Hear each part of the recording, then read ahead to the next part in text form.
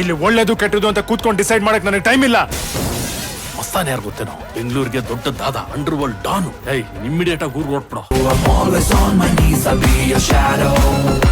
My marriage is fixed. I'm ready to take the risk, yo.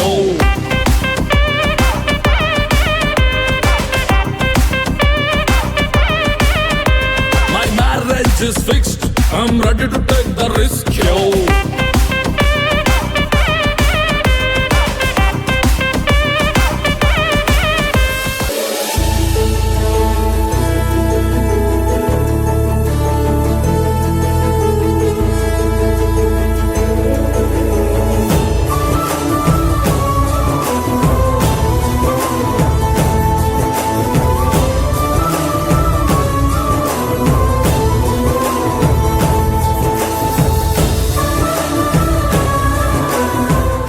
God bless you.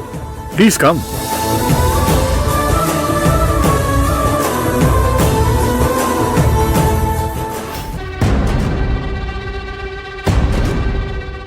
ನಮಗೆ ದುಡ್ಡು settle ಮಾಡ್ತೀನಿ ಅಂತ ಹೇಳಿ ಇಲ್ಲಿ ಯಾವ ತರ ಸೆಲೆಬ್ರೇಷನ್ ಮಾಡ್ಕೋತಿದ್ದಾಳೆ ನೋಡು.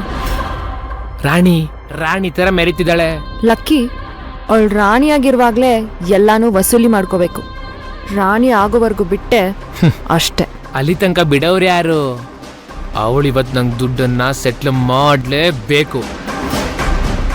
ಅವಳೊಮ್ಮೆ ಇವತ್ತು ದುಡ್ಡು ಸೆಟ್ಲ್ ಮಾಡಿಲ್ಲ ಅನ್ಕೋ, ನಾನು ಅವಳ ಲೈಫ್ ಸೆಟ್ಲ್ ಆಗಕ್ಕೆ ಬಿಡೋದಿಲ್ಲ. ನಂಗೆ ಯಾಕೋ ಅವಳು ನಮ್ಮನ್ನ ಏಮಾರಿಸ್ತಿದ್ದಾಳೆ ಅಂತ ಅನಿಸ್ತಿದೆ. ಚಾನ್ಸೇ ಇಲ್ಲ. ಅವಳಿಗೆ ನನ್ನ ಮೇಲೆ ಭಯ ಇದೆ. ಭಯ ಇರೋಳ್ ತರ ಕಾಣಿಸ್ತಿದ್ದಾಳ ಅವಳು. ಆರಾಮಾಗಿ ಎಂಜಾಯ್ ಮಾಡ್ತಿದ್ದಾಳೆ.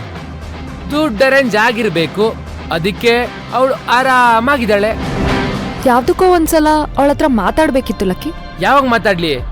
ಅವಾಗಿಂದ ಅವಳು ಗುಂಪ್ನಲ್ಲೇ ಓಡಾಡ್ತಿದ್ದಾಳೆ. ಒಬ್ಳೆ ಸಿಕ್ಕರೆ ಮಾತಾಡ್ಬೋದಿತ್ತು.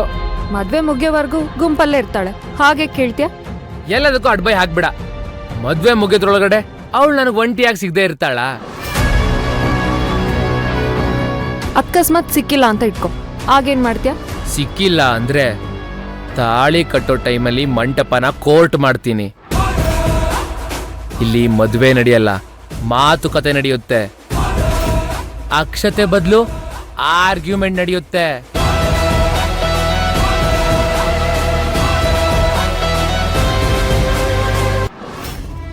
ಅಕ್ಕ, ಯಾಕೆಷ್ಟೊಂದು ಎಮೋಷನಲ್ ಆಗಿದ್ಯಾ? ಸಿಂಧು, ತುಂಬಾ ಥ್ಯಾಂಕ್ಸ್ ಕಣೆ. ಥ್ಯಾಂಕ್ಸಾ? ಯಾಕಕ್ಕ? ಯಾಕೆ ಅಂದ್ರೆ ಏನು ಹೇಳಿ, ಎಲ್ಲೋ ಇರ್ಬೇಕಾಗಿದ್ದವಳು ಇವತ್ ನಾನು ಇಲ್ಲಿದ್ದೀನಿ ಅಂದ್ರೆ ಅದಕ್ಕೆ ಕಾರಣನೇ ನೀನು. ಲೋಕಾರೂಢಿನಲ್ಲಿ ಅಕ್ಕ ಎರಡನೇ ತಾಯಿ ಅಂತಾರೆ, ಆದ್ರೆ ನಮ್ ವಿಷಯದಲ್ಲಿ ಆ ಮಾತು ಸುಳ್ಳು ಕಣೆ. ನೀನ್ ನನ್ ತಂಗಿ ಆಗಿದ್ರು ನೀನೇ ನನ್ ತಾಯಿ. ನೀನ್ ಹೀಗೆಲ್ಲ ಮಾತಾಡಿದ್ರೆ ನನಗ್ ತುಂಬಾ ಬೇಜಾರಾಗುತ್ತೆ ಕಣೆ. ಯಾಕಂದ್ರೆ ತಾಯಿ ಯಾವತ್ತಿದ್ರು ನೀನು. ಬರೀ ಮಾತಲ್ಲಿ ತಾಯಿ ಅನಿಸ್ಕೊಂಡ್ರೆ ಸಾಲದು ಸಿಂಧು, ಅದ್ರ ತಕ್ಕ ಹಾಗೆ ನಡ್ಕೋಬೇಕು.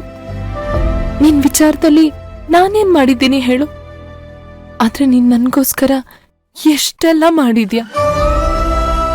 ಆಕ್ಸಿಡೆಂಟ್ ಆಗಿ ನನ್ ಕುಟುಂಬನ ಕಳ್ಕೊಂಡು, ನನ್ ಬುದ್ಧಿನೇ ಕಳ್ಕೊಂಡು ಹುಚ್ಚಿಯಾಗಿ ಬೀದಿ ಅಲೀತಾ ಇದ್ದೆ.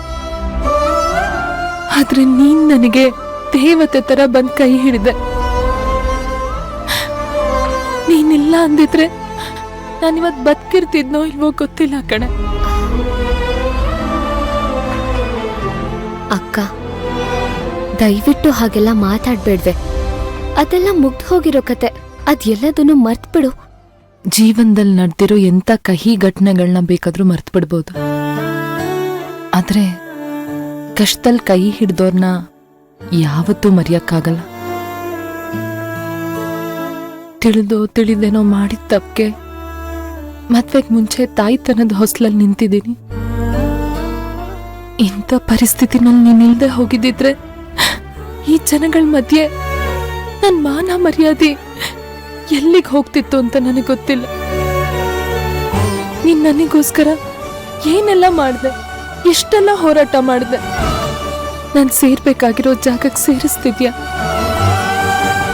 ಅಕ್ಕ, ನಿನ್ ಡೆಸ್ಟಿನೇಷನ್ ಇದೆ ಅಂತ ನಿನ್ ಹಣೆಯಲ್ಲಿ ಮೊದ್ಲೇನೆ ಬರ್ತಿದೆ.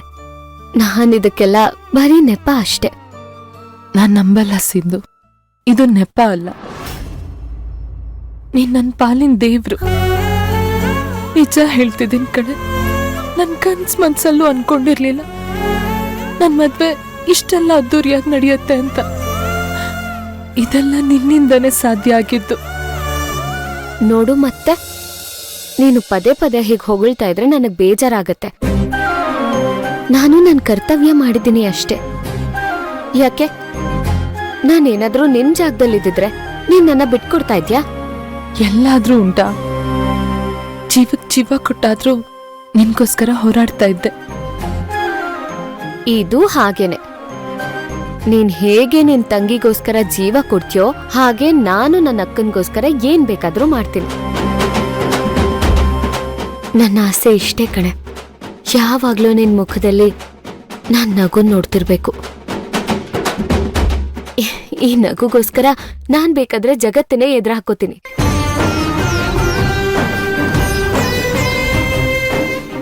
ಆದ್ರೂ ನಿಮ್ ಡ್ಯಾಡಿನ ಈ ಕ್ಷಣದಲ್ಲಿ ನೆನ್ಸ್ಕೋಬೇಕು ಸಿಂಧು. ಯಾರ್ ತಾನೇ ಈ ಪ್ರಪಂಚದಲ್ಲಿ ಯಾರ್ದೋ ಮಕ್ಳಿಗೆ ಕೋಟಿ ಕೋಟಿ ಖರ್ಚು ಮಾಡಿ ಮದ್ವೆ ಮಾಡ್ತಾರೆ ಹೇಳು? ನೀನಾದ್ರೂ ಅಟ್ಲೀಸ್ಟ್ ಅವ್ರ ಮಗಳಿಗೆ ಹೋಲಿಕೆ ಇದೆಯಾ? ಆ ಒಂದು ಅಟ್ಯಾಚ್ಮೆಂಟಿಗೇನೋ ನಿನ್ ಮದ್ವೆ ಮಾಡ್ಕೊಡ್ಬೋದು ಅಂತ ಅನ್ಕೊಳ್ಬೋದು. ಆದ್ರೆ ನಾನು ಅವ್ರಿಗೇನೂ ಅಲ್ವೇ ಅಲ್ಲ. ತುಂಬಾ ದೊಡ್ಡ ಮನ್ಸು ಕಣೆ ಅವ್ರದ್ದು. ಹೌದು ಅಕ್ಕ, ಅವ್ರು ತುಂಬಾ ಒಳ್ಳೆಯವರು. ಏನೇ ಆದ್ರೂ ಹೆತ್ತವ್ರೆ ಅಲ್ವಾ ಸಿಂಧು? ನಮ್ಮ ಮದ್ವೆ ನಡೆಯುವಾಗ ಅಪ್ಪ ಅಮ್ಮ ಎಲ್ಲ ಇರ್ತಿದ್ರೆ ಎಷ್ಟು ಚೆನ್ನಾಗಿರ್ತಿತ್ತಲ್ವಾ? ಚೆನ್ನಾಗಿರ್ತಿತ್ತು. ಆದ್ರೆ ಏನ್ ಮಾಡೋದು, ವಿಧಿಯ ಖುಷಿನ ಕಿತ್ಕೊಂಡ್ಬಿಟ್ಟಿದೆ. ಈಗೇನ್ ಮಾಡೋದು? ನಾವು ಇಲ್ದೇ ಇರೋದ್ರ ಬಗ್ಗೆ ಯೋಚನೆ ಮಾಡೋದನ್ನ ಬಿಟ್ಟು ಇರೋ ಕಡೆ ಗಮನ ಕೊಡ್ಬೇಕು. ಅದೇ ಜೀವನ. ಆದ್ರೆ ನನ್ ಮನ್ಸು ಹೇಳ್ತಿದೆ, ನಮ್ಮಪ್ಪ ಅಮ್ಮ ಬದುಕಿದ್ದಾರೆ, ಅವ್ರೆಲ್ಲೋ ಇದ್ದಾರೆ ಅಂತ. ನಿನ್ ಬಾಯ್ ಹರಕೆಯಿಂದ ಅವ್ರು ಬದುಕಿದ್ರೆ ಅದಕ್ಕಿಂತ ಖುಷಿ ಬೇರೆ ಏನಿದೆ ಹೇಳು?